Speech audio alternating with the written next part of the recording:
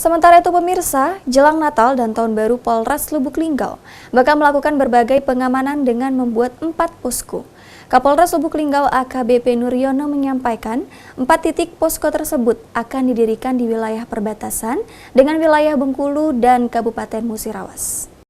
4 posko yakni di Kecamatan Lubuk Linggau Utara, Lubuk Linggau Barat perbatasan dengan Provinsi Bengkulu, kemudian di Lubuk Kupang perbatasan dengan Musirawas, terakhir tengah kota, yakni di depan JM Lubuk Linggau. Selama operasi digelar, fokus pengecekan yakni terkait mobilitas masyarakat. Karena, sebagaimana diketahui pandemi COVID-19 belum selesai. Sehingga masyarakat kita diminta selalu waspada.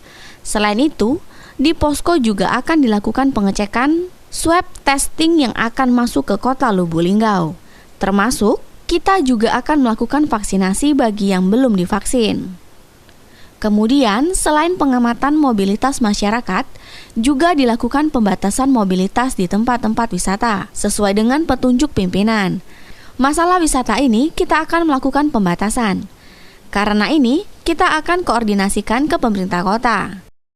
Untuk pelaksanaan supaya berjalan aman, lancar.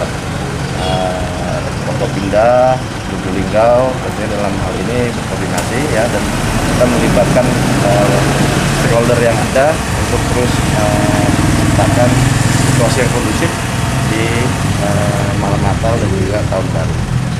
Sementara untuk perayaan dan sebagainya sesuai dengan instruksi pemerintah ya,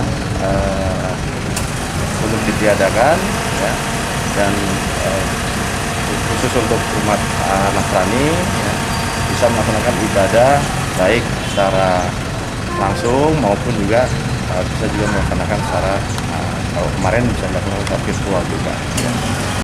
Pengamanan ke gereja-gereja akan dilakukan pengamanan waktu perayaan. Pelaksanaan di lapangan akan ditempatkan sejumlah personil, baik dari Polsek dan Polres.